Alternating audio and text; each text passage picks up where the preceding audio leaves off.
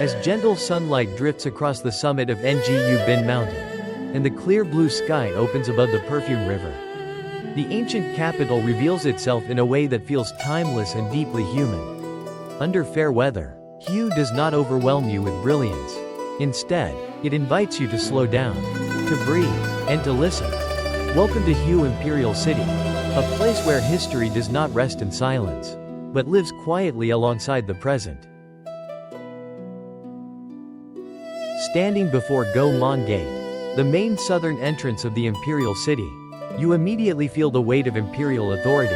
This gate was once reserved exclusively for the emperor. Solid, dignified, and perfectly balanced, its U-shaped architecture speaks of order and hierarchy. Above rises the Five Phoenix Pavilion, its sweeping roofs of yellow and green glazed tiles curving upward like five phoenixes frozen in flight. Under the warm sun, the red lacquered columns glow softly, and the golden roof tiles shimmer with quiet confidence. This is not a monument that demands attention, it earns respect through harmony and restraint. Ngo Mon Gate witnessed the most important moments of the Nguyen dynasty.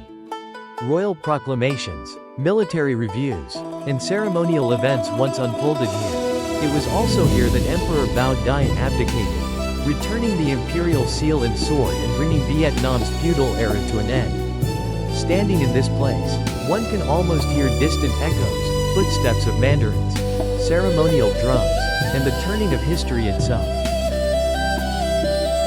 Crossing the Trung Dao Bridge over Tai Dic Lake, your eyes are drawn to blooming lotus flowers. Pink and white blossoms rise gracefully above the water, their fragrance light and pure. In Vietnamese culture, the lotus symbolizes integrity and moral clarity, rising from the mud without being tainted. Against the formal symmetry of the palace, the lotus brings softness and balance, perfectly aligned with ancient principles of feng shui. Ahead stands Thai Hoa Palace, the spiritual and political heart of the imperial city. This is where the throne of 13 Nguyen emperors once stood. Notice the layered roofs, an architectural style known as double-eaved. Connected halls, designed to regulate temperature and create a sense of grandeur without excess. Along the roof ridges, dragons made from intricately inlaid porcelain and ceramics twist and soar among stylized clouds. This mosaic technique, crafted from broken bowls and plates, reflects the ingenuity of Hue artisans, turning fragments into eternity. Inside the hall, 80 massive ironwood columns, lacquered in red and gilded with gold, line the space. Each column is carved with dragons swirling through clouds, symbols of imperial power and cosmic order. Beneath a magnificent ceremonial canopy rests the imperial throne. Today, the throne stands empty. Sunlight filters through the open hall, illuminating dust motes in the air. The silence is profound.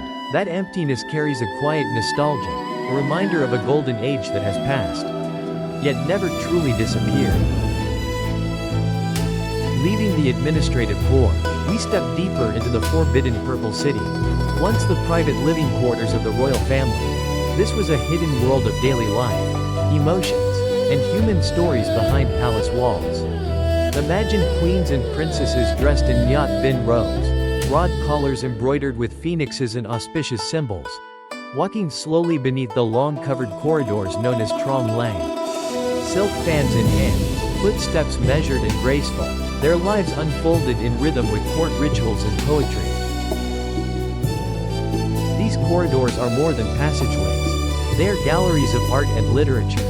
Wooden panels carved with poems and paintings, lacquered and gilded, reflect the intellectual soul of the Nguyen court.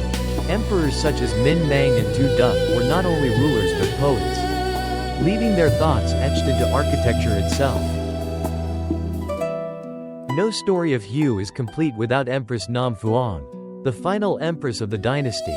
Elegant, educated, and deeply introspective, she lived in Kien Trung Palace, a unique blend of French and Vietnamese architectural styles. On bright afternoons, sunlight pours through its tall windows.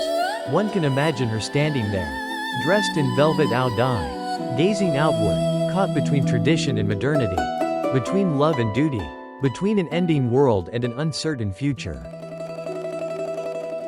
Hue's beauty is not only found in stone and wood, but in its spirit, in its tin, its emotional depth.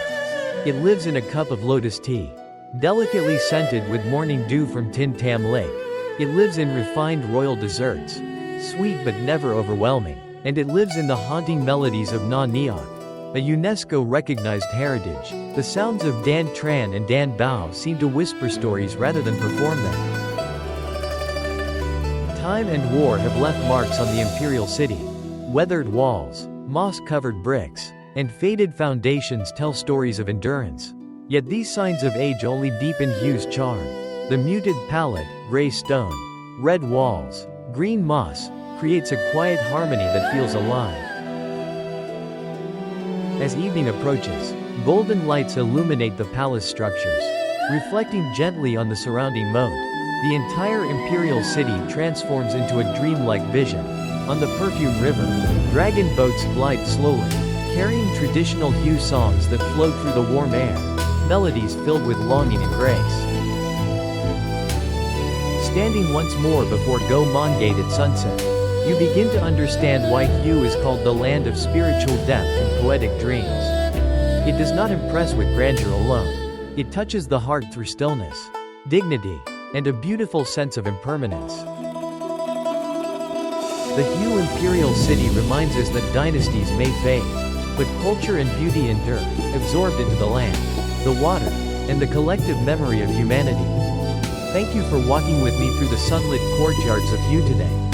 I hope this journey has brought you a moment of calm, reflection, and inspiration.